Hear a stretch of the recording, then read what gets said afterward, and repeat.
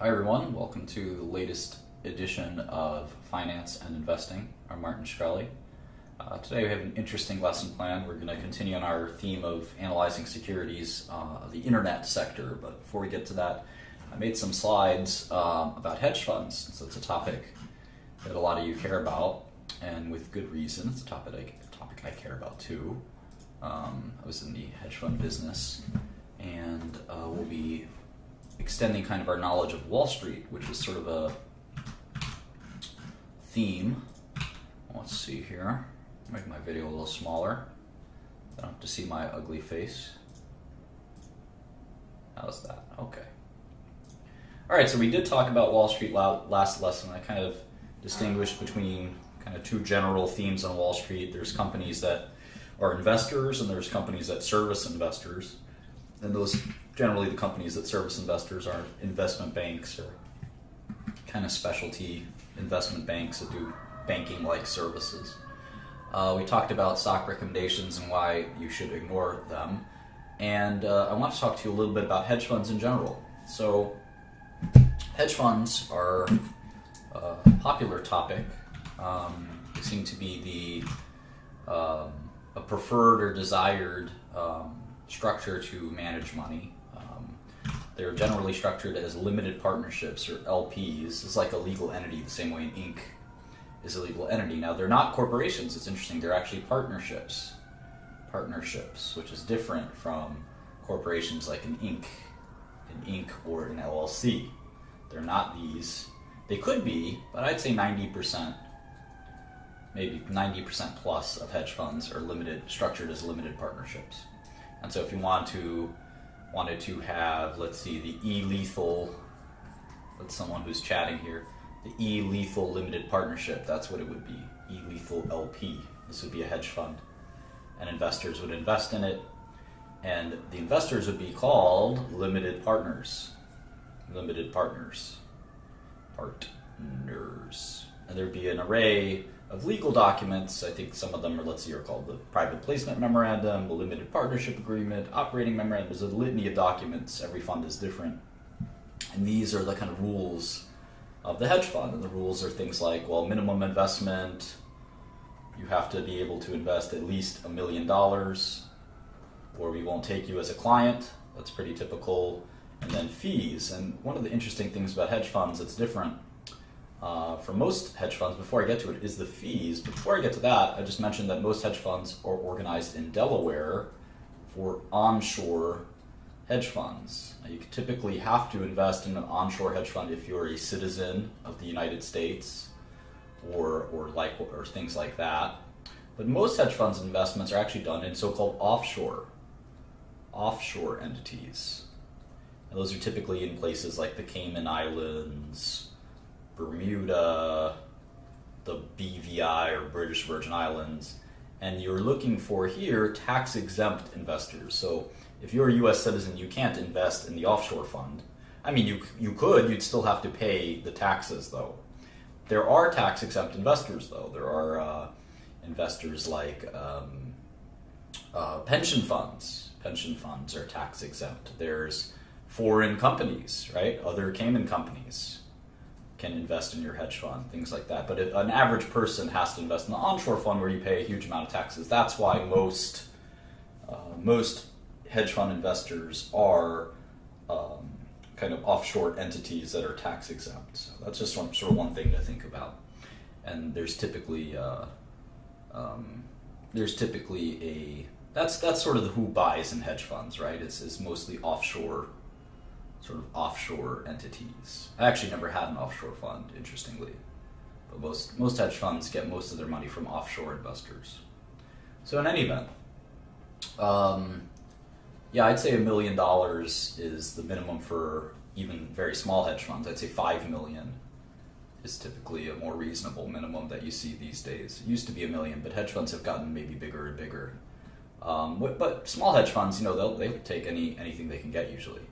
So I invested in a hedge fund recently. I put in, I think, $200,000. So it was a very small hedge fund. It was one of the bigger clients. So they'll take what they can get.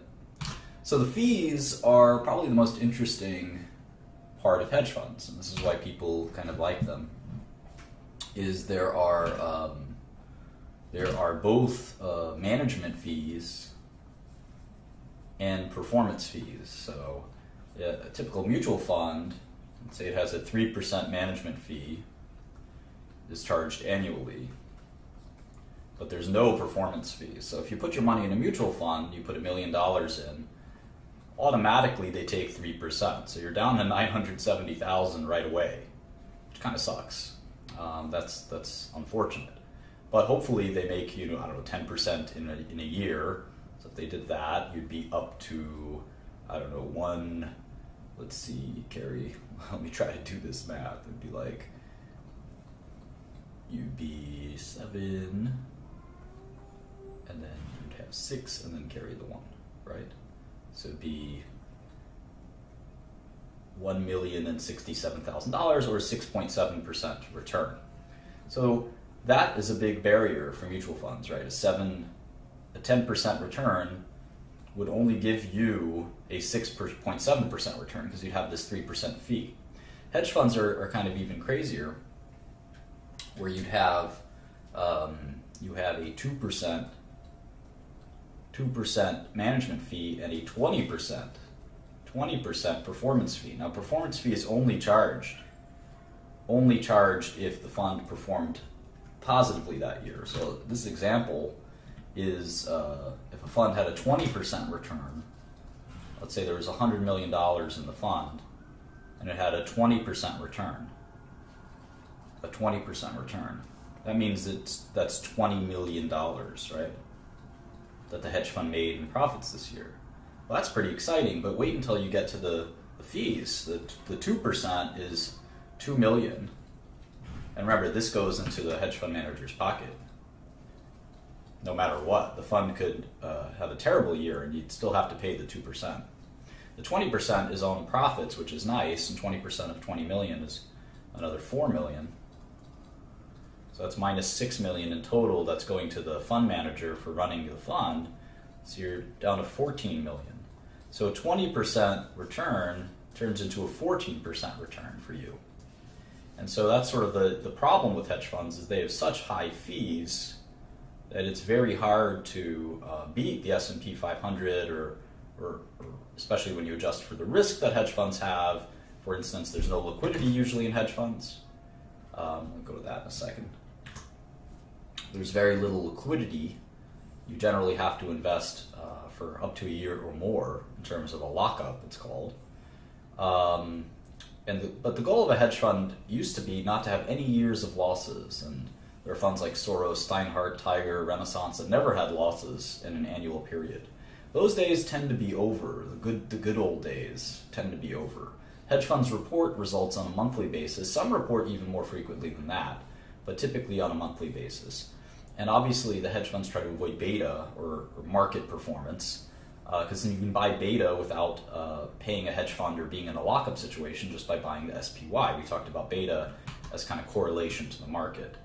And that's why hedge funds try to avoid just having only long exposure. But unfortunately, these days, hedge funds tend to generally have long exposure. They try to differentiate themselves with stock picking. But if you have 100% long exposure and 0% short exposure, that really is the definition of beta, with the exception that you might have better long exposure than, say, the index like the S&P 500. But in general, the way you generate alpha, I think, is through shorting. But that's just my opinion. So in any event, that's a kind of a brief overview of hedge funds. If anyone has any questions about that, then I'm happy to entertain them. Why invest in hedge funds? This is a good question. I actually don't think it's a good idea. I think the industry is kind of has a huge number of problems. And if you look at I think the average hedge fund, I don't know if there's a good hedge fund index on Bloomberg. Let's see, hedge fund index. Here's Credit Suisse hedge fund index. Let's see if we can graph that.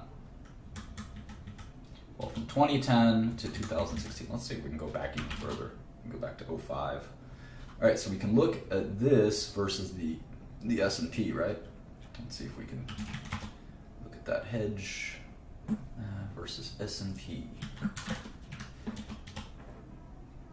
All right, you can see that the S&P 500, which has no fees and huge liquidity, did better. Now you can see here that from 2005 to 2015, the hedge fund index and the S&P 500 had virtually the same performance, practically the same performance. There's less volatility, so you can see that in 2008, when the market got destroyed, the S&P 500 got destroyed more, and then when it rebounded, the S&P rebounded faster. So there's more volatility, but not better performance. So,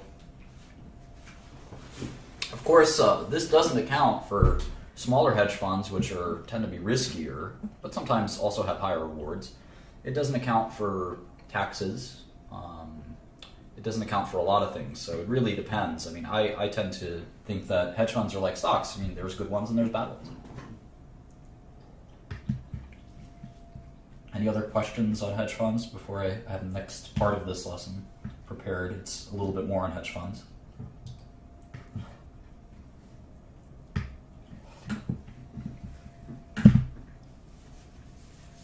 I don't think placing money in ETFs is a good way to invest. Hedge funds are able to advertise now. I think they still don't for various legal reasons.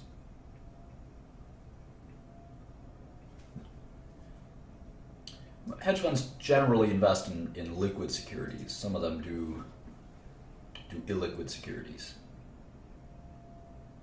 Management fees tend to be taken out monthly or quarterly. Hedge fund can be publicly traded.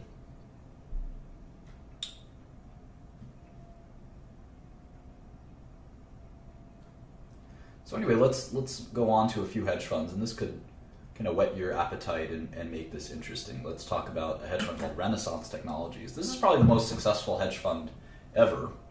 No one's exactly sure what its results are. In general, people think it had a 40 to 80% gross return for about 20 or 30 years, which is pretty incredible. Even if it were a 40% return, that's the most ever done. And a good example is in 2008, when most people lost a huge amount of money, the fund doubled its results.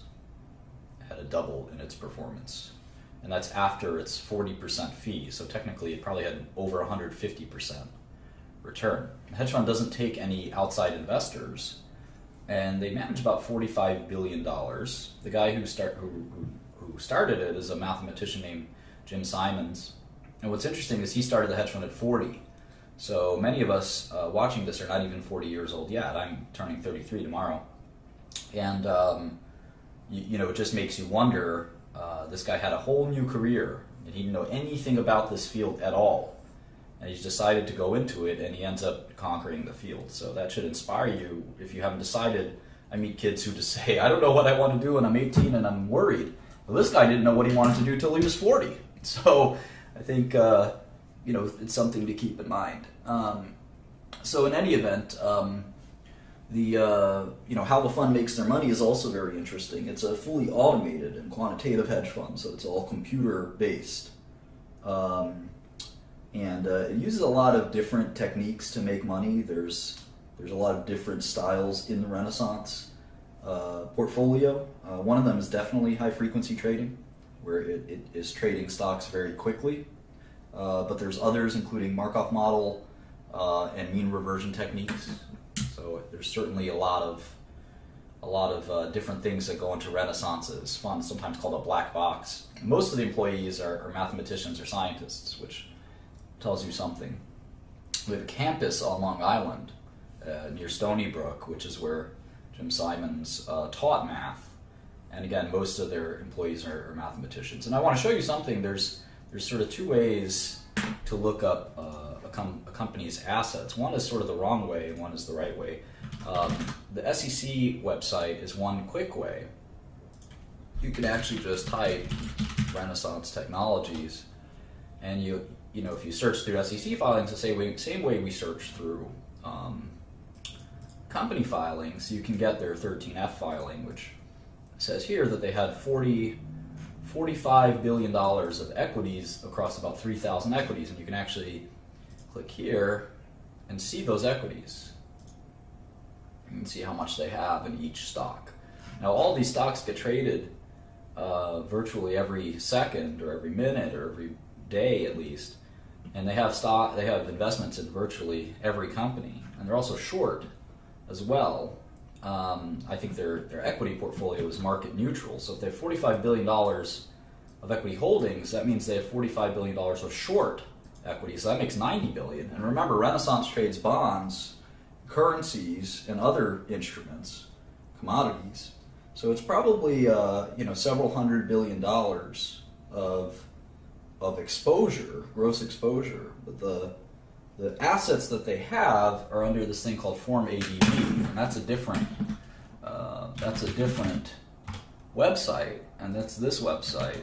And you can actually, this is where you have to disclose what your assets are, which is completely different from the 13F, and you can sort of search through that with that website. It's advisorinfo.sec.gov. And so anyway, that's sort of a little background of a very mysterious and very kind of cool hedge fund. And yeah, it is true there, the definition of diversification. But you can only achieve the kind of a trading they achieve through computerized trading. And a lot of people ask me about quantitative investing. I think that I'm sorry, not quantitative investing, but so-called technical analysis. And technical analysis is this kind of gibberish. I kind of think of it as voodoo, sort of as more or less been debunked as a technique. It's sort of this voodoo. It's up there with me in astrology trading or rolling dice. Dice rolling, these are techniques that you should not use. And technical analysis is one of them. Technical analysis. And this was an old method used a long time ago that, again, is largely gone. And it basically says that if you, actually let me show you. If you look at a stock chart, kind of silly, if you look at a stock chart, you could actually try and predict movement by drawing these lines, these kind of, show you, trend lines, these different trend lines, and I don't know exactly how to do it, but this trend line might tell you something about the future of the stock price movement, and you could call this a downtrend, if you will. And this is a resistance line, and you can see that the stock market is right at this resistance line, and if it goes above this resistance line, it'll go above even faster or something. And all this, I think, is nonsense. And the reason that I think this is nonsense is that if you look at real mathematical approaches, and you think about efficient markets, here's a real algorithm. This is called the Baum-Welch algorithm, and it's used to it's a Bayesian algorithm that's used to impute different hidden Markov model attributes. So if you want to look into that, if you want to take sort of a systematic approach to finance, that's a desirable thing to want to do. You want to sort of distill finance into rules and trading into rules. This is not a reliable rule, and you can actually do something in quantitative testing called backtesting. Backtesting. And what you'll find is if you backtest technical analysis across a large array of data, that it doesn't work. It doesn't work. In fact, a lot of algorithms tend to stop working when people discover that they work. So this concept is efficient markets or no arbitrage concept. So if something as simple as drawing lines, no arbitrage, if something as simple as drawing lines on a stock chart was enough to predict their future, if something would go up and down based on some drawings of lines, I mean, that would be a real silly kind of thing, right? I mean, it kind of seems quite silly. And I have a friend who says that his technical analysis toolkit, this is pretty funny, he calls this his technical analysis toolkit. Let's see if there's a picture of it. He has a very funny photograph of it. All right, these are all this is a funny one, I guess. But his looks like this. It's a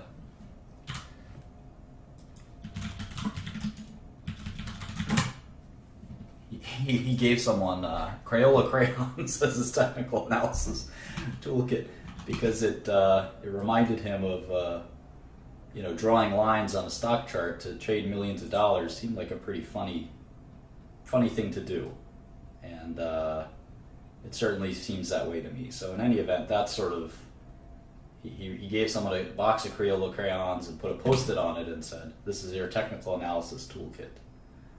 So I think that's a pretty funny thing there. So anyway, I think quantitative finance has kind of eclipsed technical analysis, and these complicated algorithms seem to work pretty well. At least the funds that employ them seem to do well, and the technical analysis line drawing doesn't really tell us very much of anything. So in any event, that's enough for the of the lesson. Let's get into our sector stuff. So I'm going to kind of segment this even further. I know we were doing software or internet, and so we're going to do this as internet/software, and then I'm going to make a sort of semiconductors electronics. So I think they're pretty different.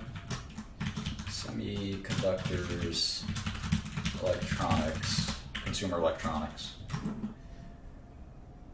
No, technical analysis doesn't work because traders use it. No, traders don't use it. Maybe they used to, but most of the world's money is run a different way now.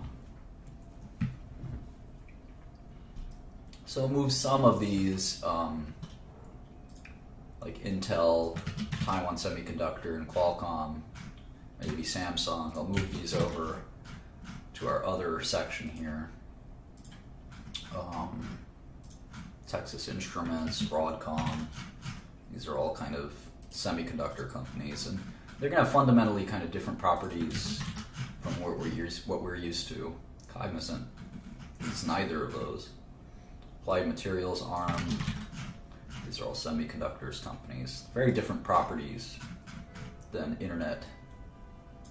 internet/software companies, which is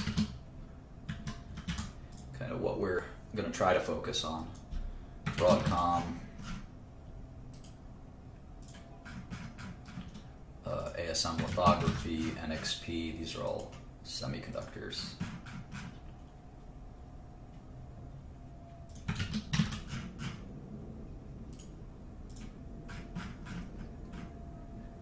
NVIDIA and ADI, definitely semiconductor companies.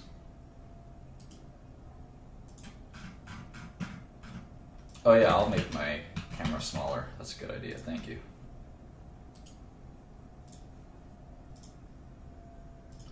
Nobody needs to see my face. There we go. Alright, what else?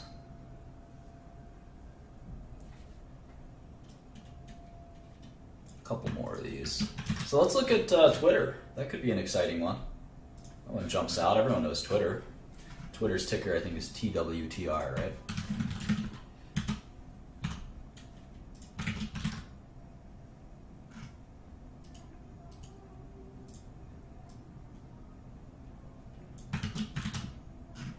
These are also semiconductor companies. LinkedIn, do we want to look at that one? Maybe we can vote. What do you guys think? LinkedIn, Twitter. These are well-known companies we all know, right? Expedia.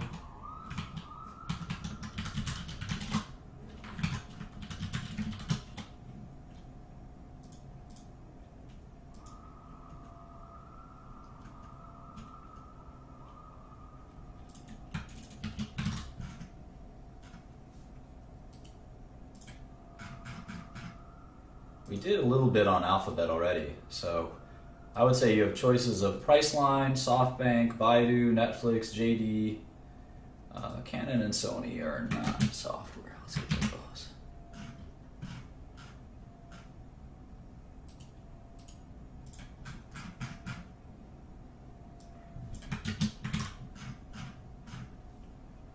I guess we can do a straw poll.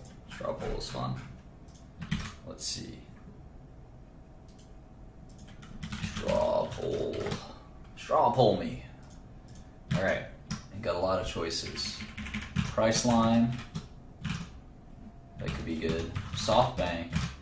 That's good because it's a Japanese company, and it's good to learn how to do the foreign ones. Baidu is Chinese. Netflix, JD.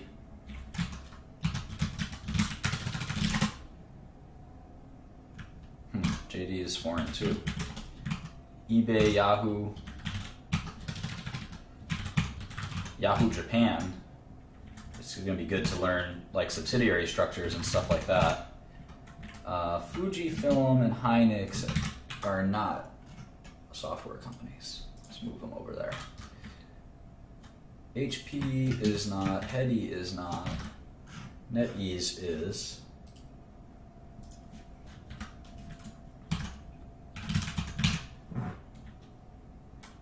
Naver, I don't think is software. No, it is. It is. How about Hangzhou Hikvi? Can't say I've ever heard of these guys. Hangzhou Hikvision. Huh. Hangzhou Hikvision. Jesus. The heck is this? Video surveillance products. Huh. Go figure.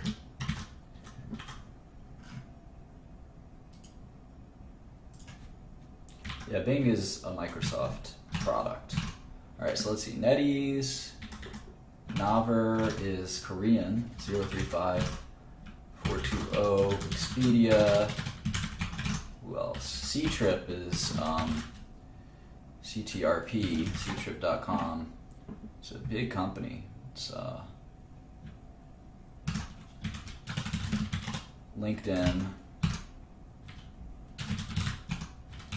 Infineon is and Skyworks are more semiconductor type companies. They don't do software. Rakuten is a weird one. So Twitter, let's make it those 14. Which stock? All right, so why don't you guys vote?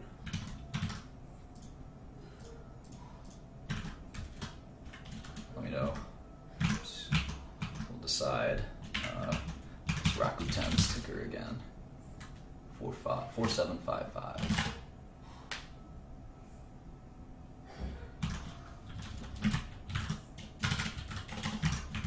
MediaTek. Someone's like coughing their lungs out in my hallway. Wondering if I should go help them. Dilemmas, right? Renesas Electronics. Huh. Semiconductor company.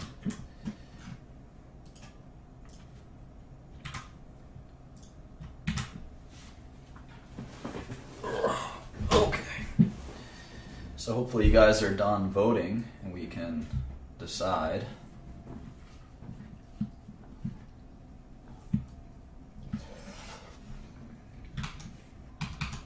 Let's see what the results are. All right, most people want to look at either Twitter or Netflix. We can do both tonight. How about that? Let's do both. All right, so we start out this process as usual by looking at the so-called capital structure, what I like to call the capital structure of the company. A quick way to this capital structure is stock price, shares outstanding, market cap is 1 times 2, cash, debt, and then 6 is 3 minus 4 plus 5.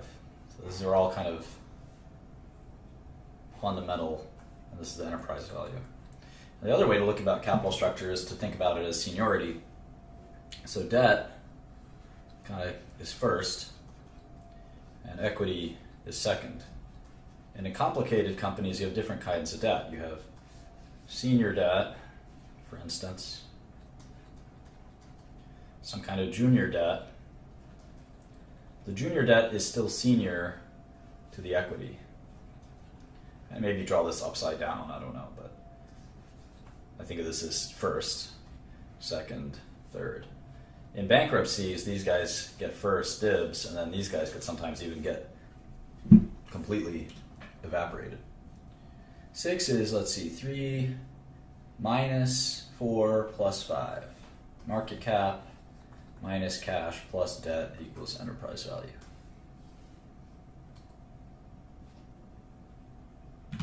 All right. So let's look at a stock price. Stock price of Twitter is $16.70. I wonder how many shares outstanding they have. Well, that's easy. I just go to sec.gov. Click search. Type in their stock ticker.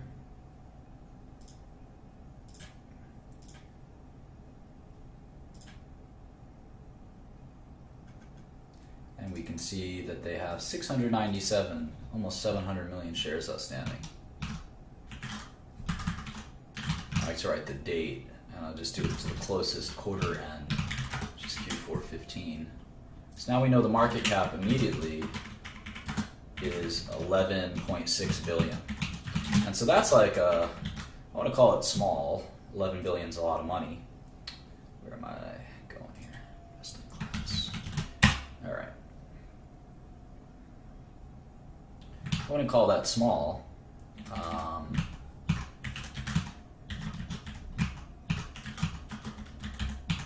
But compared to,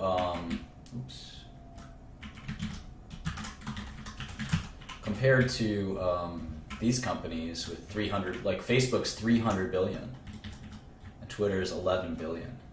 I use Twitter more than Facebook, and Facebook is worth 30 times as much. Pretty crazy, huh? Twitter's even smaller than Yahoo. So we'll look at Twitter in a second. Yeah, I think Twitter will get acquired. I do. But that's a whole other story. Let's maybe I'll change my mind after I look at this stuff. So let's not jump to conclusions. So financial statements, here's the balance sheet. And if any of you want to look along. I wouldn't trust the market caps you get from the finance websites. I would just do your own.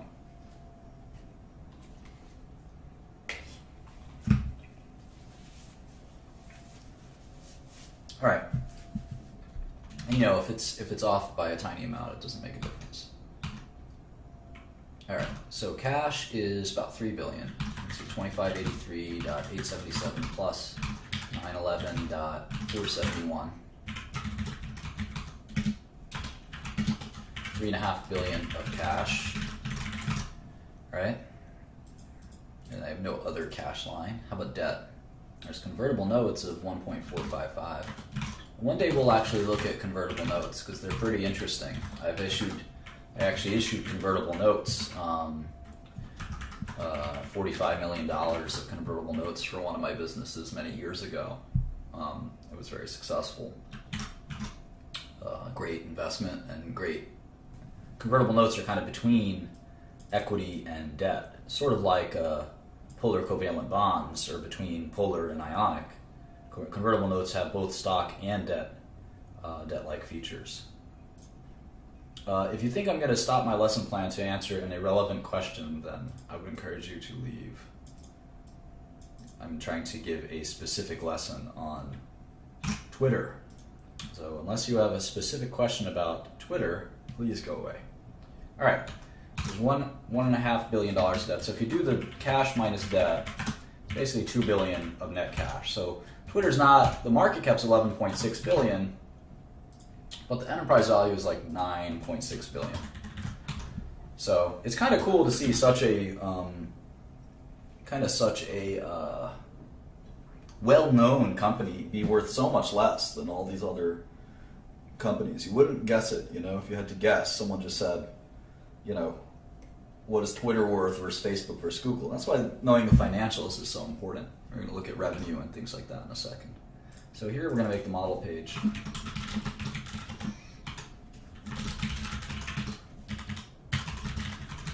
And I just like to put in like the last 12 quarters, or just 12 quarters, some past, some future. always right adjust. And I can highlight a whole cell by holding control, a whole row, a whole column, excuse me, by holding the control button on the keyboard and pressing spacebar. Then I hold shift and I press the forward arrow. I just hit the right adjust button and that settles that. If you double click the line between two columns, it shrinks the column. So there's a bunch of little tricks you learn over time. It's not too hard. It just hyperlinks it so you can quickly jump around the model. Anyway, then you want to do the annuals. So I like to go out to 2030 or 2035 in terms of the DCF. Revenue is the same, sort of the same line everyone has. So it's this is pretty cool. So you see their revenue, 2218, $2 billion revenue. They had 1.4 billion the year before and 664 the year before. So clearly amazing growth, right?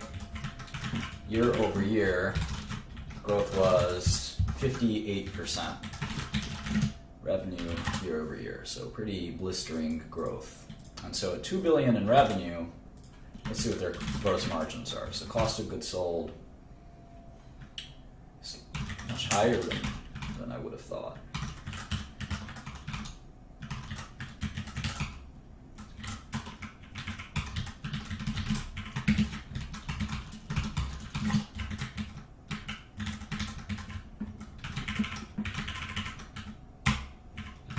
Well, it's actually pretty good. Roughly 70% gross margins.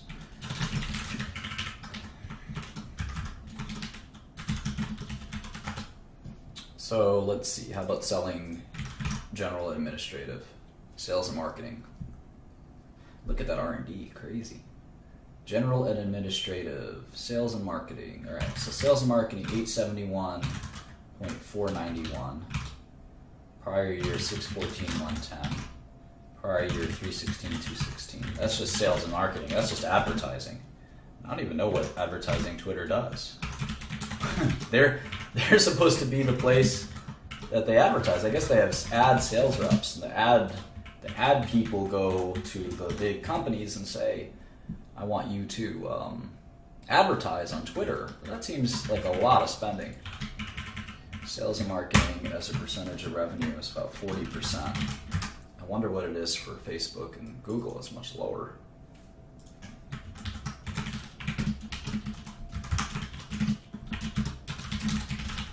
Very few businesses have that high sales and marketing percentage of revenue. G&A, general administrative, that's just like headquarter costs, lawyer costs, auditors, stuff like that, 261 million.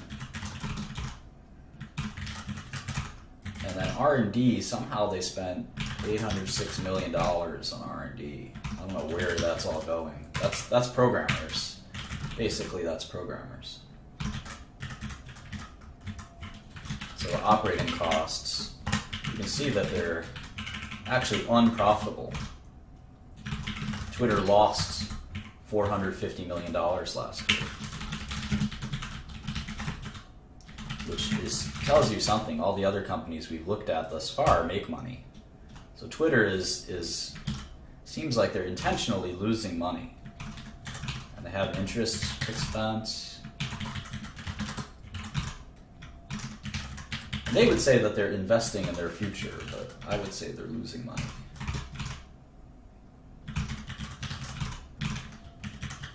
And when you lose money, you don't have to pay taxes, which is kind of a bright side. And you actually get to accumulate your losses so that there's no, it's kind of weird, there's no, when you do start making money, it's a delay until when you pay taxes because you still have those old losses that you're kind of writing off.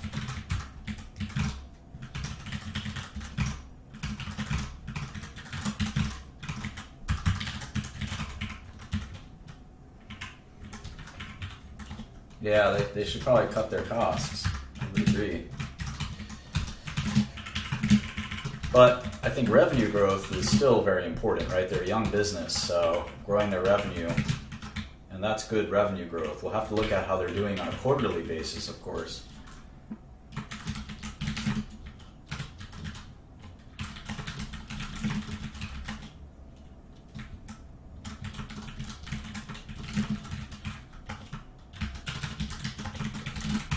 because maybe that revenue growth is slowed down on a quarterly basis. So let's try to see if we can determine that. So I like to draw a line that I can just move every quarter, just move it over every year as well. So I know what the estimated versus the actual is. That's the difference here. And cash flow from operations, they actually are positive, so keep that in mind. And if you look at CapEx, it's about equal. So it looks like they have a ton of different non-cash expenses.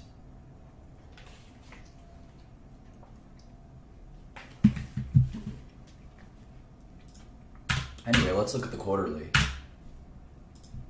And yeah, in the internet, it's all about users. It's all about users and monetizing those users. Most companies focus on that. I've invested in some internet startups, and that's the idea, right? You don't really care about your profits. And that's sort of the why Facebook, going back to our comparable sheet, that's why Facebook is 28 times earnings and Amazon's 100 times earnings. Is most tech investors are used to like understanding that the income statement can change whenever the company wants to stop investing in research or whatever and lower its cost base.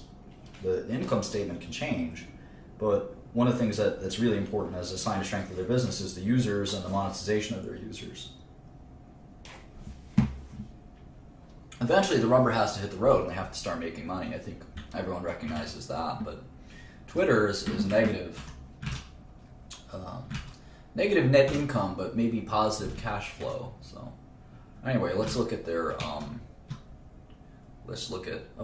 here's the 3 months.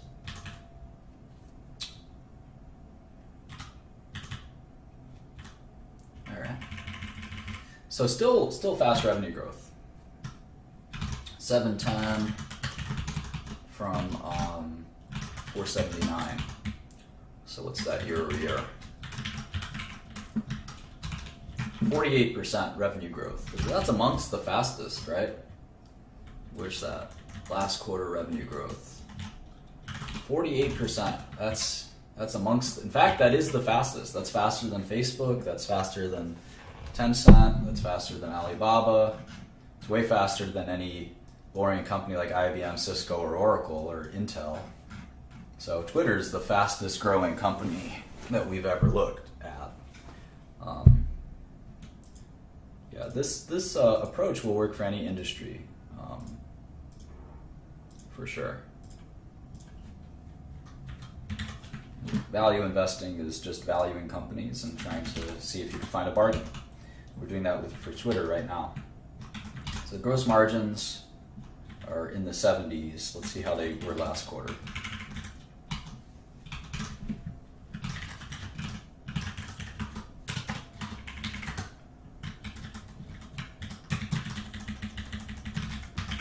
%. So they have high gross margins too. So that any revenue growth will kind of lead to earnings growth faster. That's what happens when you have high gross margins. If you don't understand why, you should get out a spreadsheet and play around with it yourself, and you'll see very quickly why.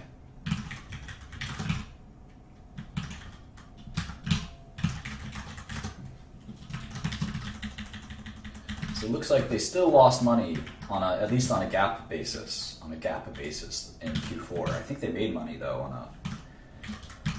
on a non-GAAP basis.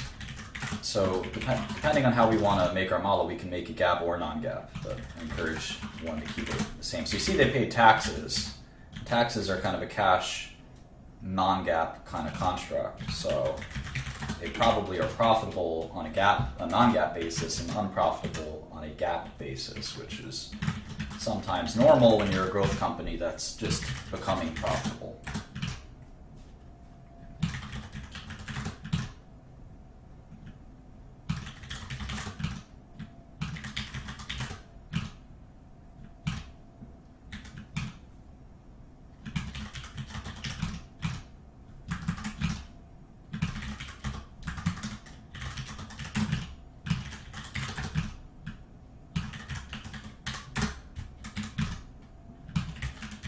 All right.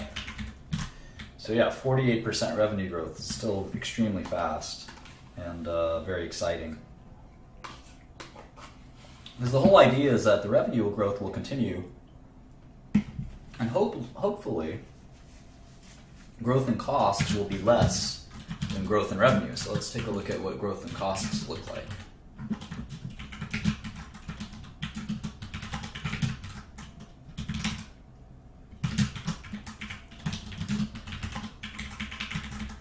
I'm not so worried right now about how many shares outstanding there are. I don't think that makes much of a difference until we calculate our NPV. All right, so the expenses are growing less fast than revenue, so eventually, if this continues, eventually they'll be in great shape with profits. Perhaps we should do, they do have a quarterly cash flow, so you can see on GAAP basis, reported net income, well, let's do two. We'd like to do model net income, which is just our model, and then reported net income, which is negative 90 as well.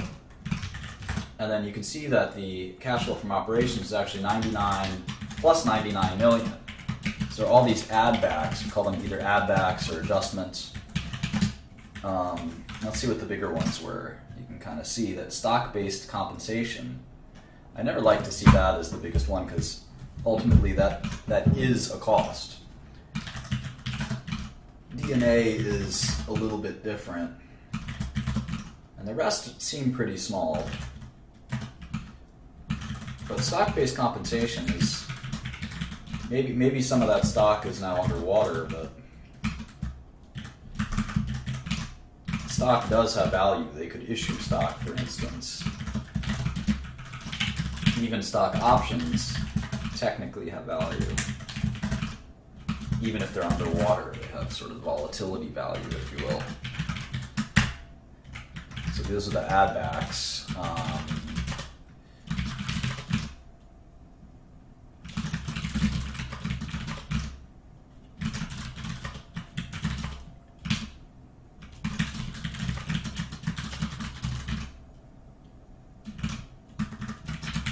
All right, so you can see that they made 100 million in cash flow from operations. Remember, cash flow from operations doesn't include capital expenditures, which are costs that are capitalized on the balance sheet and expensed over long periods of time. They're assets that were purchased in that period that have a useful life, important two words there, a useful life of more than 1 year.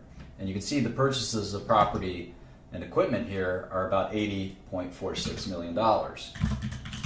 So technically, Twitter made $19 million that quarter, which is a pretty small amount.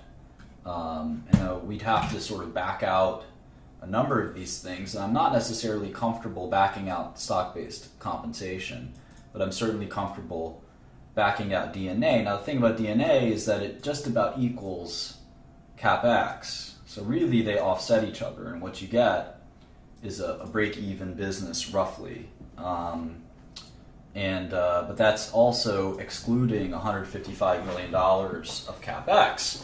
I'm sorry, of stock-based comp, and I think that's unwarranted. Just because, like I said, I mean, giving stock to your employees is the same as giving stock to anyone else. It's worth something, and it's just as much an expense in these lines as if you were to pay them cash salary. It really doesn't make much of a difference. So some people like to exclude stock-based compensation, and there's a lot of philosophies on that. It's pretty advanced finance as to whether or not you think over the long run stock-based comp maybe comes down, but there's really a lot to think through there. So anyway, we'll kind of keep thinking about that. All right. Yeah, definitely don't give me pointers. I know what I'm doing. All right, so stock-based comp, so they have non-GAAP net income of 115 million, but again, that's excluding all of this stock-based compensation, which I'm not necessarily comfortable doing. And you can see that they give you the stock-based compensation expense by function.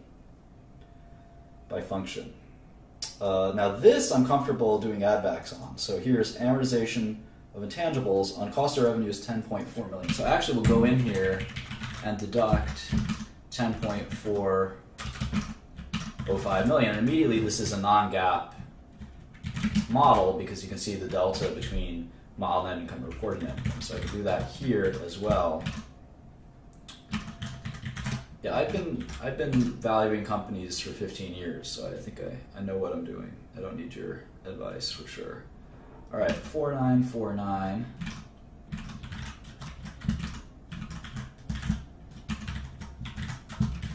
And these are modest amounts relative to the stock-based comp, which is the monster amount. And the reason stock-based comp is a adjustable expense is because it's not a cash expense. But again, giving someone a load of stock is not totally different from giving someone cash in many ways. So there's some restructuring expenses here too, which you could deduct, which I will deduct. But I'm not going to deduct the stock-based compensation expenses. And there was a big controversy on this many years ago.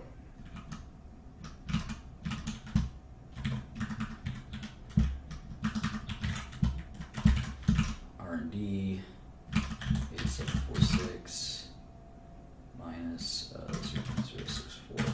Okay.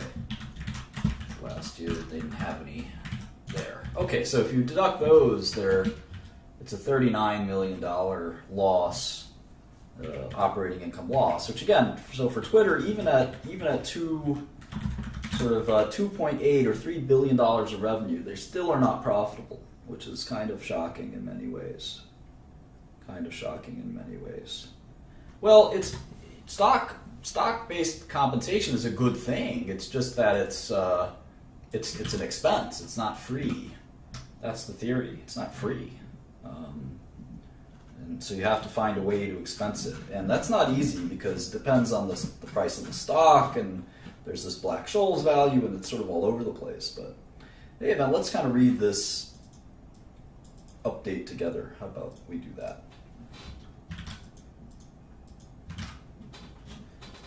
All right, we're taking a new approach to our earnings announcements. We'll use our conference call and Periscope to take your questions. I actually tried that once on a conference call.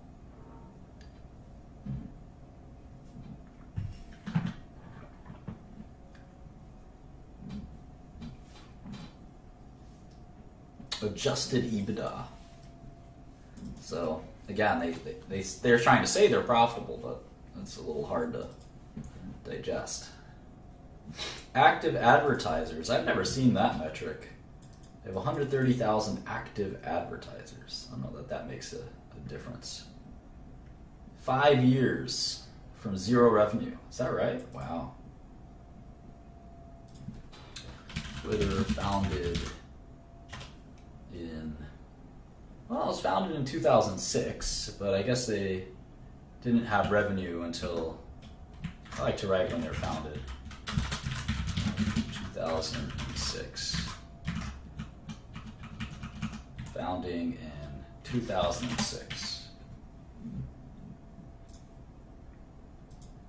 Anyone know when Facebook was founded? No, EBITDA can be useful, just you have to look at the Facebook founded in 2004. Yeah, they've done a little bit better of a job. Only a few years apart, too. Microsoft was 1979, right?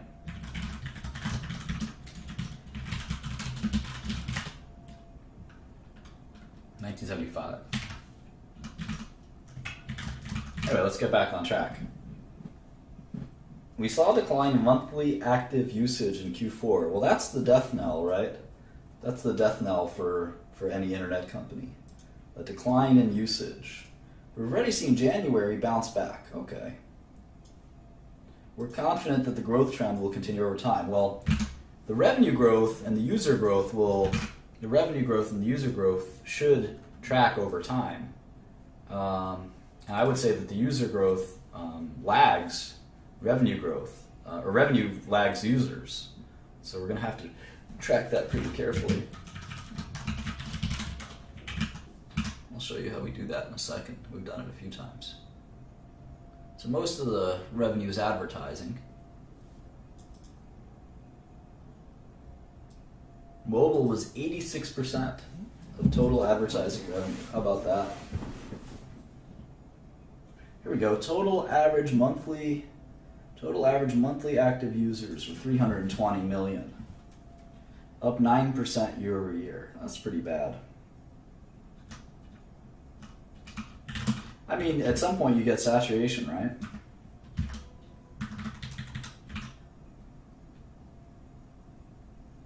And it was 320 last quarter, so that is flat.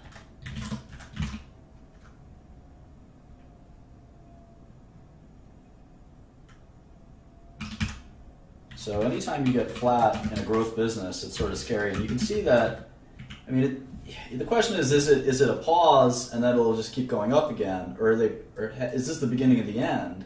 We know that Facebook's at 1 billion. So if Twitter's going to stop at 300, well, look at the business. It loses money. How valuable could this be? Maybe they can cut costs, I don't know, but that's a little scary. And now, so on an ARPU basis, right? On an ARPU basis, you're making $8.88 per user. ARPU, average revenue per user. And I'm multiplying that by 4 to give it an annual basis, because this is a quarterly basis, right? They have 320 million users and they made $710 million in revenue. So that's like $2, right? $2 per user per quarter, so $8 per user per year. And if I look at Facebook, we have the same algorithm, and it's even less, right? They're doing 6, but I'm not multiplying by 4, so I can multiply by 4. So they're doing more. They are doing more.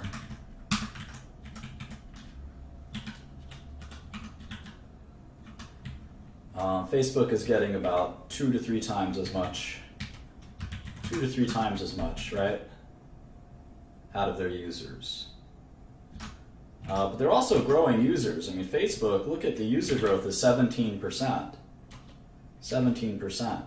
And they have more users, so it's harder for them to grow. So the fact that Twitter had not a down quarter, but a flat quarter, I think is very worrisome. Very worrisome.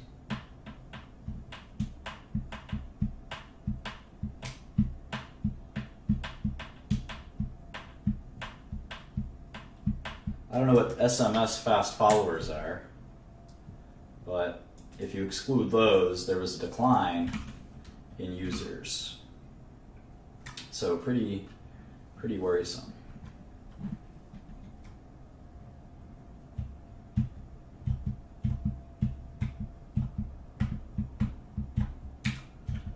Periscope.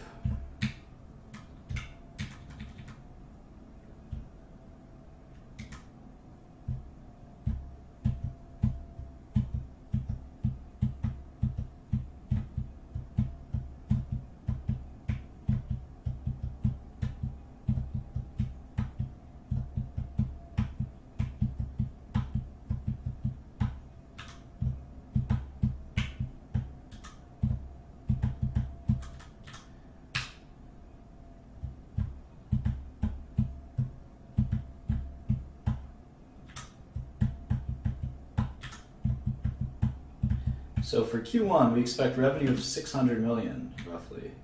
That's pretty interesting, right? They have revenue of 595 to 610.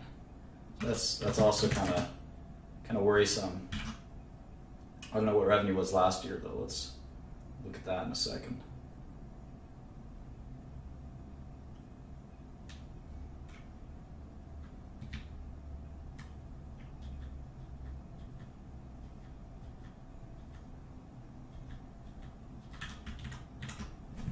Go to the 10Q.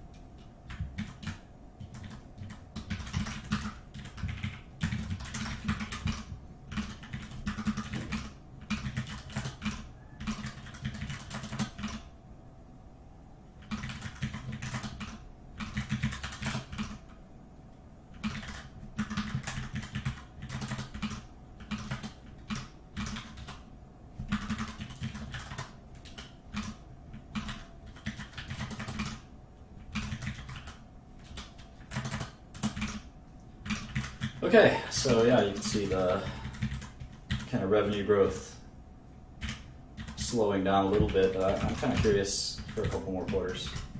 Let's do a few more.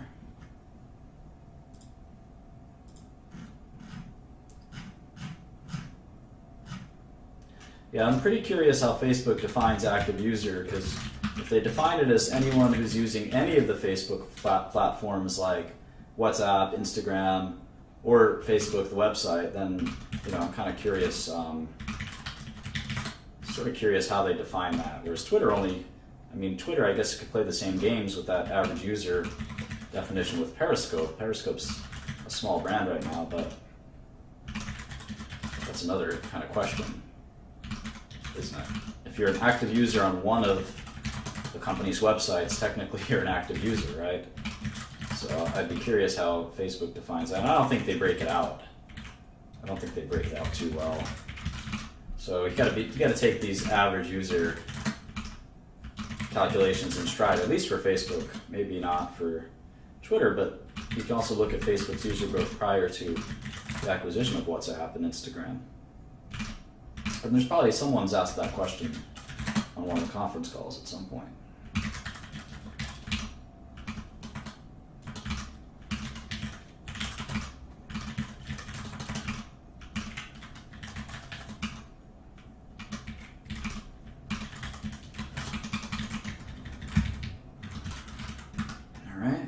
So 60%, 61, 58, 48. Now for the final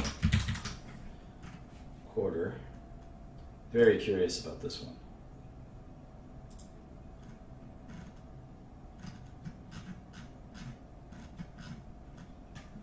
$435.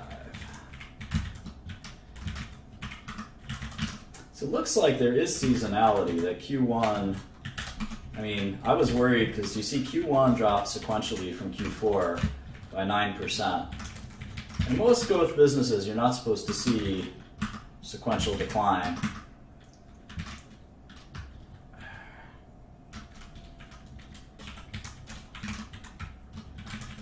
And so the fact that they're telling us there will be another sequential decline, I'm not sure that that's that worrisome. Let's see what the year over year is. The year over year is for 39% growth. Well, they can't grow at 60% forever, although Facebook's accelerating growth at their highest, now their highest revenue ever, so I don't know. Can't all be Facebook. You gotta value Twitter on what Twitter's worth. You might say, how do I value an unprofitable company? Well, I'll show you. I'm a specialist at that. That's what biotech is all about, for instance. Pretty easy. You gotta think about it sort of conceptually, but it's doable. Alright, we got all the quarters done. That was fast. Now you never have to do them again. That's the good thing. It's a little bit of work up front, but once you're done, at least you know the numbers are right. You don't have to trust some program. And it only takes you a few minutes, and you learn a lot about the business that you don't get to learn if someone else does it for you. So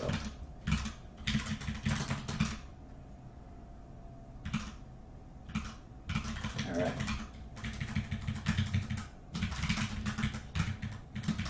so let's do a little bit of forecasting. Maybe gross margins stay in the 70% range. I don't know, hard to say.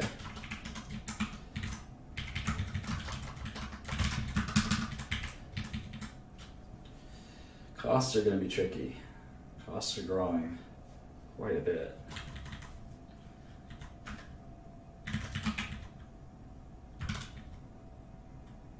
R&D costs are slowing down in growth. That's kind of interesting. You can see the last few quarters, they have contained their R&D costs quite a bit, and that's what's driving the operating income improvement. You can see they were losing $100 million a quarter, $150 million a quarter, and now they're losing far less.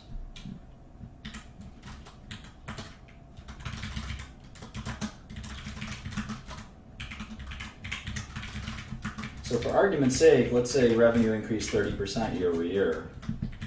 And we'll talk about kind of how, what that forecast means. Let's assume that happened. It's kind of alarming that they still wouldn't quite hit profitability, even with $1 billion, almost $1 billion a quarter, they still wouldn't quite hit profitability.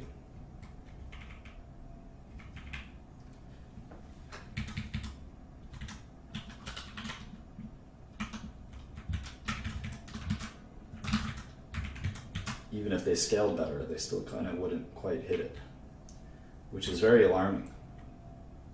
Because it's not like they have a big depreciation headwind or tailwind. It's capex seems to equal DNA. So it's a very alarming thing that's going on at Twitter. But let's try to start to do the annuals, and let's try to see if we can get a long-term revenue forecast. And this is where we have to get pretty philosophical. So if you want to understand what a business is really going to be worth for the long term, it's pretty hard. It's pretty hard.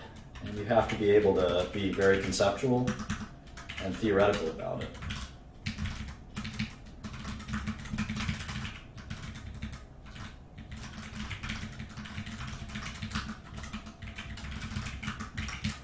So let's see, at least we know that Twitter's value is 9.6 billion, right? So we can kind of play around with that. Conceptually. That's a good starting point.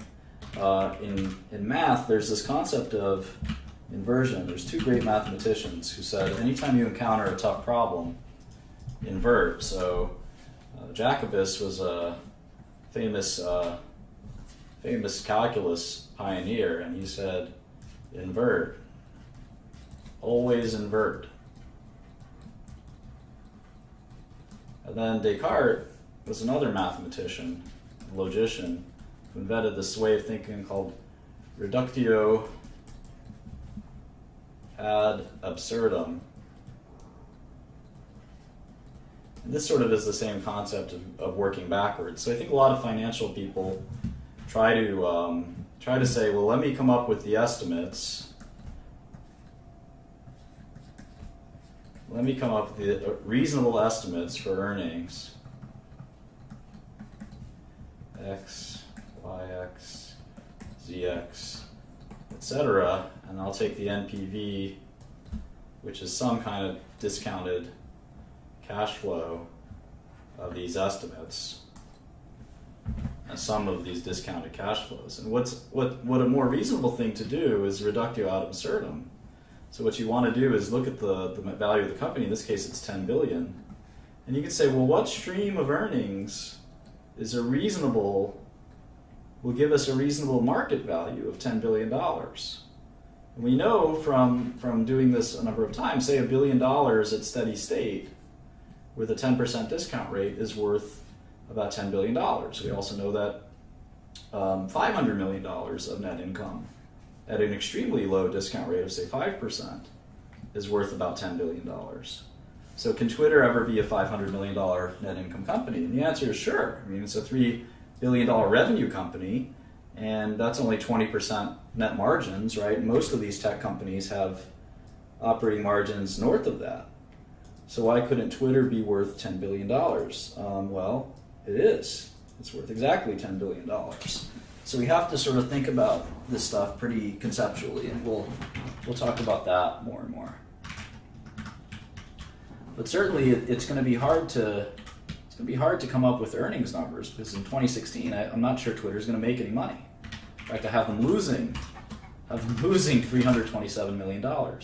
So the PE is not even a negative multiple, or the EV to earnings is not even a negative multiple. It's just not applicable. So let's see what we can forecast for 2017. Let's assume their growth slows down a little bit to 20% growth. I still have that 70% gross margin. And sales and marketing, let's say they start to get their leverage going.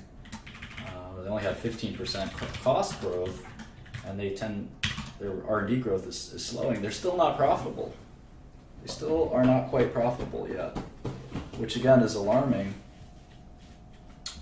And another year of the same kind of performance, 20% revenue growth, let's say 12% cost growth. They just barely break even. So they need to really evaluate what is it about Twitter that over the long haul, what is it about Twitter? Let me show you sort of really quickly what I mean. What is it about Twitter that needs to sort of be there to stay static? So and I look at drug companies a lot like this. This is kind of interesting. So the idea is, can they just maintain Twitter? And this R&D cost can drop, say, 20% a year, because they're not going to program any new features, right? They're not going to program any new features. Twitter is Twitter. People like it, that's that. I'm not sure. I would imagine revenue will start to decline if that happens, but if they keep their sales and marketing up and their G&A up, maybe it's just the same old algorithm that people use all the time. That's possible. It's possible. So if we look at the business through that lens, maybe we'll pick a year where the revenue does start to decline. We'll do that in a second. This is a good kind of brain teaser. Anytime you look at a company, this is an example, kind of we call this a runoff model. And the idea is, what if they stop developing R&D completely? And then a couple of years later, now they're still spending a ton of money here developing new features. I mean, you spend $400 million on R&D, I mean, that's going to be, you're going to get something out of that. But if the pace drops and they start to decline, say 2% a year in revenue, they're still quite a profitable company. Let's say at maturity they're going to decline. So I don't know, people just get sick of Twitter. It's just a fad. Let's say it's a fad. Discount rate's going to be pretty high. In fact, if we're giving discount rates out like 8% to Facebook and Amazon, I'd say we have to give out 10% to Twitter, right?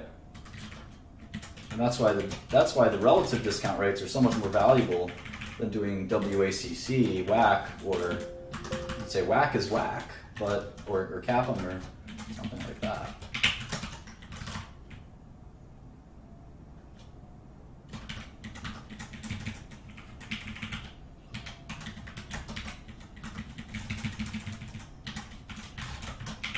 All right, so let's see what this discounted cash flow gives us.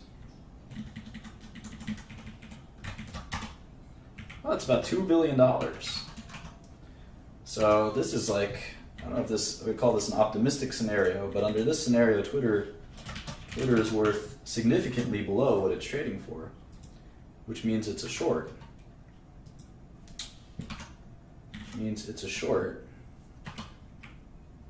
And I don't know if they can monetize to the same level as Facebook's users. Facebook's users have much more engagement, right?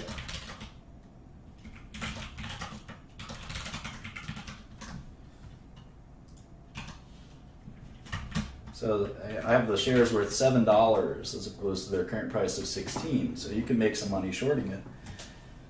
But in any event, maybe they could. You know, let's see if we had.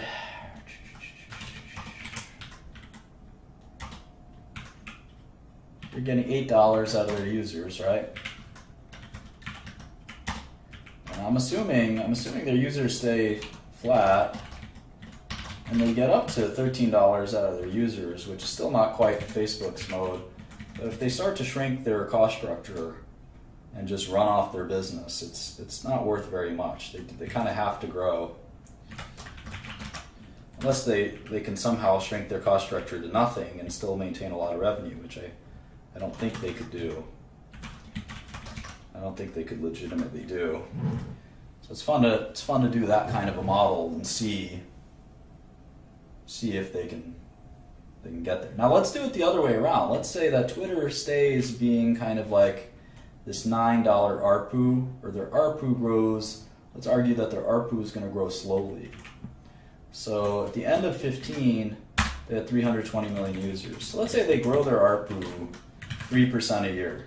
And it's not a fad, it's just not going to grow much.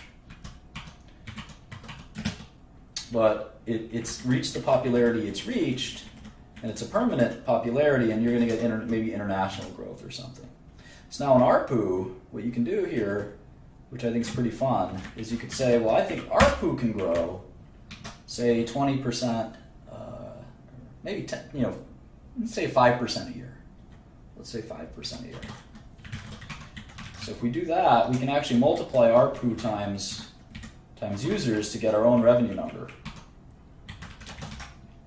And that's kind of interesting. Now, gross margin should stay roughly the same. What happens to cost is hard to tell. I think maybe costs will grow, in line with revenue growth or slightly below that. But obviously, in a situation like this, if they can grow revenue 8% a year forever, they'd be very, very happy. That's a little unrealistic, but that's also why we're giving them a 10% discount rate, right? And you can see if they can do that over time, they'll be in great shape. But even then, it looks like the shares are not worth. That's a pretty rosy scenario, right? That's a pretty rosy scenario. And even then, the shares aren't worth that much. Now, maybe the next few years will be the super growth years. Although, having said that, last quarter, the user growth was flat.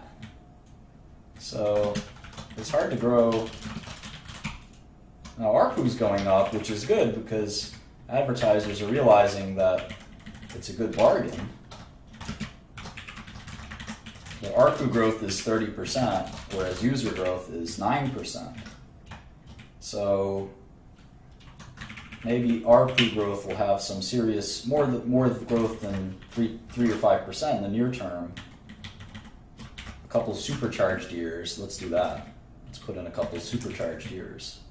So for 2017, let's assume it's like 25% ARPU growth in 20, and 15, then it slows down to 5%. So they can get Facebook-like ARPU at some point. Today's Facebook-like ARPU.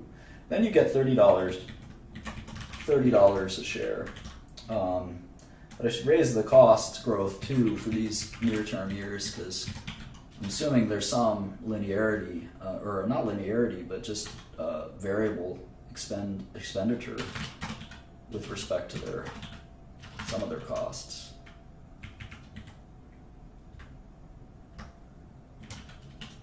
So anyway, there's $25 a share. And that's versus the current stock price of 17. So anytime I see user growth flattening out, I think that ARPU tends to be harder to grow, right? Because the whole reason ARPU is growing is because an advertiser like GM says, well, this is a growth platform, and the cost for that ad of the word car, right, it should be more expensive, and sometimes in this case 20 or 30% more expensive than before. But if ARPU starts to go down, if user number starts to go down, ARPU should lag behind, but it eventually will follow it because advertisers like GM and Ford will say, I don't know that I want to advertise on Twitter. I'd rather advertise on WhatsApp or something that's growing. So it's hard to tell what will happen, right? You have to track these user growth numbers very carefully. And I think when Twitter announced their earnings, the stock fell quite a bit on that date because maybe it didn't, I'm not sure. But without user growth, it's going to be very hard to grow ARPU, it's going to be very hard to grow revenue, and this is a company that's not profitable. So if there's a way to predict users, not user growth particularly, but users during the quarter, that'd be kind of interesting, right? Because you'd be able to say, well, user growth is rebounding or not rebounding. And in the old days, I used to make models based on different metrics. Sometimes these websites will you can actually kind of calculate it through different sources. You can surf around on Twitter and see how many users there are sometimes real time. You can make a bot or a program that can track that. And you would have an ability to possibly be able to tell how Twitter's growth is going at any minute. You don't have to wait for their quarterly earnings reports. So you can, I don't know if there's a way to check that on Twitter, but that'd be pretty cool. And then obviously monetization. If they can get up to $20 a year or more, they'll be in good shape, and depending on how fast they can do it. But I'm skeptical that they'll grow users that fast again, because they certainly have declined on user growth, which is very, very worrisome. And so this scenario isn't so bad, but it's quite ambitious. 8% revenue growth for a decade is unlikely, to say the least. So if that flattens out at any point, like say right here, you're imputing a $6 or $7 value. Now I should also stop the spending growth. So let me do that. But I don't think it's going to be a heck of a lot better. Yeah, $13. And with the 10% discount rate, I mean, there's a lot of risks. Again, Twitter could easily be a fad. Now, we should do some math on how many users did MySpace get before it went backwards. So let's see, MySpace peak users. Does anyone know? Anyone guess? Let's guess. Google Trends. There you go, Code Zero. Yeah, that's not much. 76 million peak users.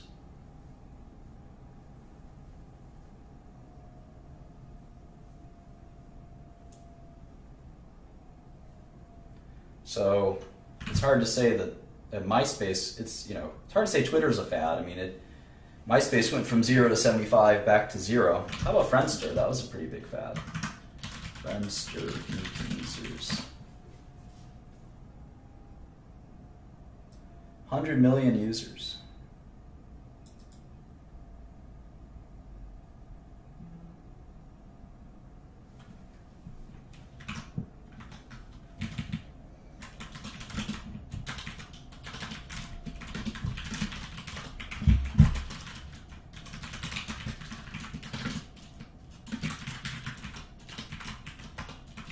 What was MySpace again? 60, 70, 80 million users?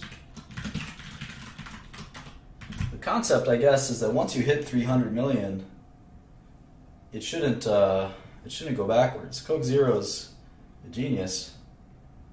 You can actually Google how much people, you can actually track on Google how much people look for Twitter, and you can see maybe has peaked. Maybe has peaked. Maybe if we graph that against a MySpace, it's peaked as well.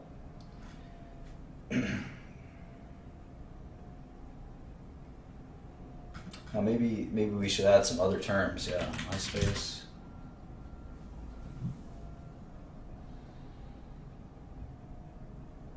Yeah, you can see Twitter is kind of in the beginning of that decline. Let's try Facebook. Facebook had 19% user growth last quarter.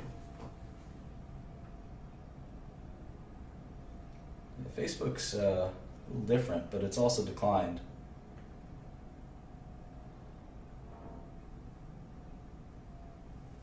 Let me take out Facebook and add WhatsApp.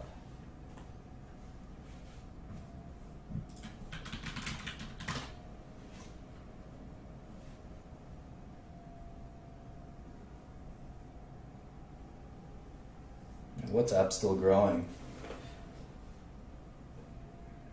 So this is a fun way to look at it, for sure. We're going to try to do a lot of these philosophical questions of how to look at companies like this, because it's not easy. The traditional ways is basically impossible. This is not a private equity type business. We have to think really conceptually about ARPU and users over long periods of time. And we're going to even become philosophers thinking about Maslow and other kind of seemingly irrelevant things, because the question is, do we need Twitter in our lives or not? And if the answer is yes, that's probably more important as a brand. It's more important than these numbers, because if the answer to that is yes, it'll have 20-30% growth in ARPU for years to come, right? And with minimal user growth, and then a plateau. Even then, with a plateau, you will have a substantially valuable company. So you hear $40 per share. And then obviously if it's useful in our lives, the discount rate won't be 10%, it'll be more like 7%. So you'd have a $56 stock instead of a $16 stock where it is today, and this would be a great buying opportunity. Now, if you were more skeptical, then you could obviously change these numbers, and you could assume advertisers will run scared from Twitter. and all these numbers are significantly worse than what it is. So we just have to sort of think about what it means. We have a celebrity culture, someone's talking about celebrities and things like that. It's all true. So we definitely have to think more and more philosophically. We can't solve the Twitter puzzle today. And again, our goal as investors is to find, hang on one second. Our goal is to find, get a lot of funny messages here. Our goal is to find,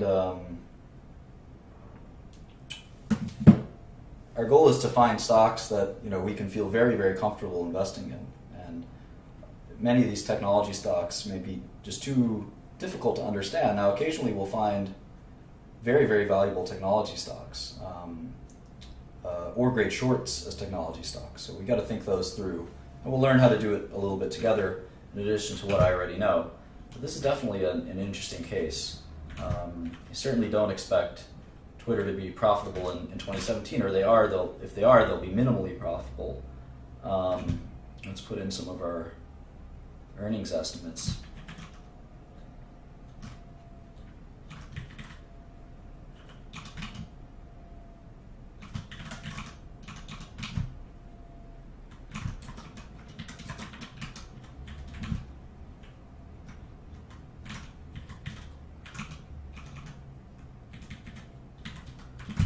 So yeah, I think learning. You should always have the expectation that it's going to take you 100 plus hours to try to understand what the value of the company is, and even that is, like I said, it's a guess. You hope to be 60% right. You hope to be right 60% of the time. That would be a great batting average, so to speak. 60%. Well, this has been about an hour and a half, so I think I'm going to take questions, and we'll save LinkedIn for tomorrow. Yeah, active users is, they give active users every quarter, so let me go to sec.gov real quick.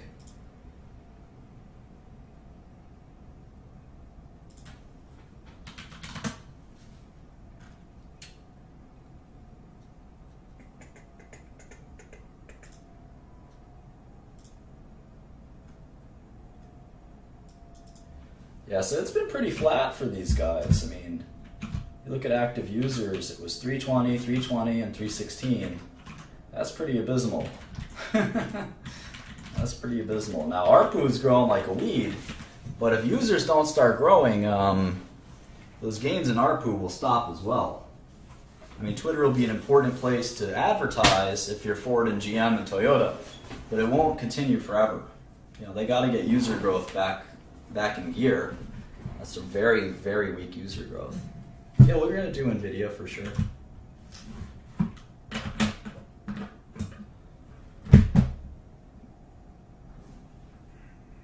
Yeah, I mean, obviously when we do cash flow statements, we always do DNA.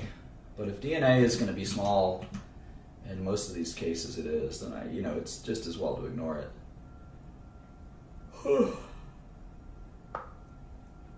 Up 11% year over year in Q3. It's possible that it's a temporary slowdown in average users. It's possible. It seems unlikely. But you get that double whammy. If you get like 10% user growth and 10% ARPU growth, you're getting a ton of revenue growth. So it'll be super interesting to see if the number of users went down or something. That'd be nuts.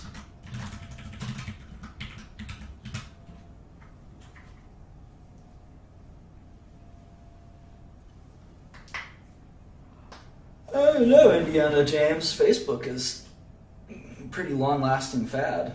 Like I said, it's about 10 times the number of users Friendster and MySpace ever had. So maybe it'll peak eventually, but say drinking soda was a fad, it still hasn't peaked yet. I don't know. No, I don't think about trading a stock within 2 hours of meeting it. That's like marrying someone after 2 hours of meeting them. It takes a long time of analysis to understand it all, about 100 hours at least, usually few hundred hours. I haven't even built out the model. I'm just looking at some basic things like users and things like that. Let's look at another one. I mean, it certainly seems like social media is going to stick around for a while. All right, so we got users for the last 6 quarters have been pretty flat. Kind of in that high 200s, low 300s range. Pretty stubborn, although they have gotten ARPU from 5 to 9 in the same time period. So most of their growth is coming from pricing. No one complains about that. Twitter ads are double. Twitter ads are double what they used to be. Where's the outrage? I guess they're not drugs, right?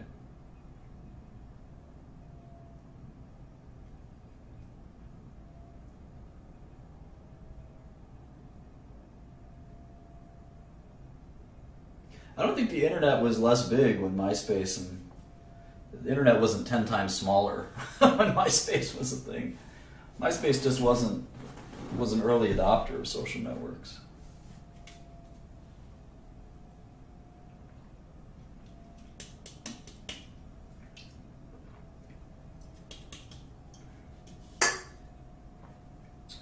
Yeah, I don't know what's going to happen to Twitter.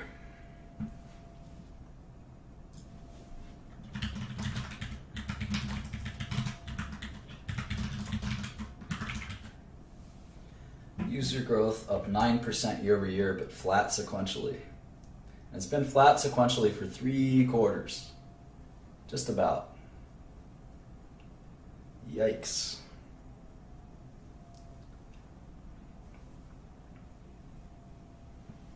Very worrisome.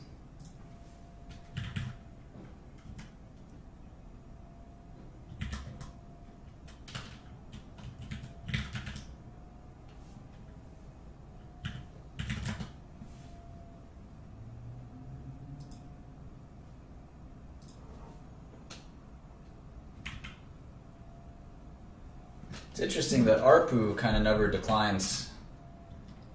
Other than in Q1, it declined kind of pretty substantially. So users grew, but ARPU dropped. But then it kind of just rebounded.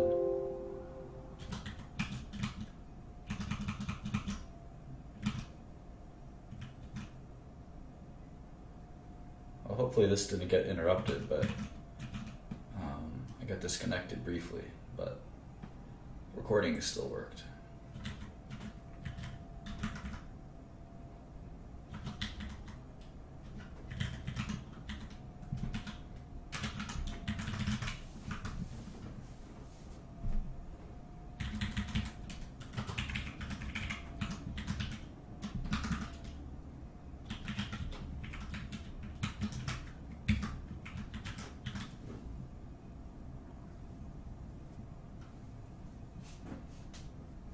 You know, I think you can probably derive ARPU through users.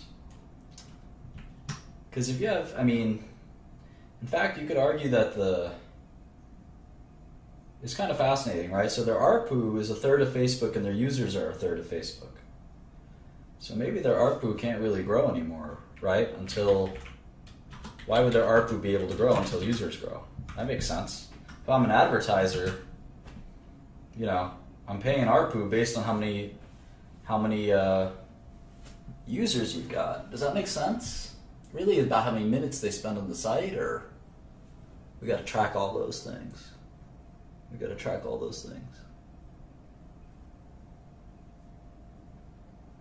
to really dig into what does it mean to monetize a user. What does that mean exactly?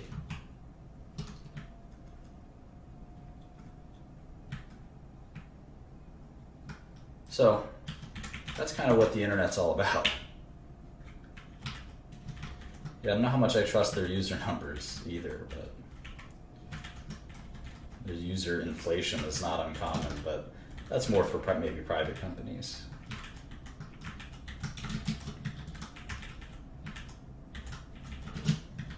good thing is not every company is going to look like Twitter. We're going to have our fair share of kind of slow-growing companies like an Oracle or a Microsoft, right? Last quarter, Apple and Microsoft lost, 2% revenue growth. Not everything's going to be hard to value like Twitter, so we've got some good old classic value stocks as well. Apple's not a software company. I'll put it over there.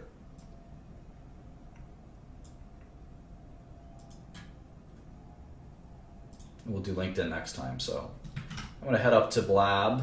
So thanks for listening. This was fun. I hope you enjoyed it. And until next time, I'll see you soon.